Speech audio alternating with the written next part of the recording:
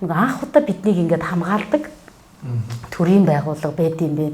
Анх удаа одоо намайг ингээд давхар та өөрсдөө танилцуулаад явсан биз дээ тийм. Тэгээд нөгөө бүр уулын бис одоо хамгийн алсын баг гэхэд 512 км явж иж 1620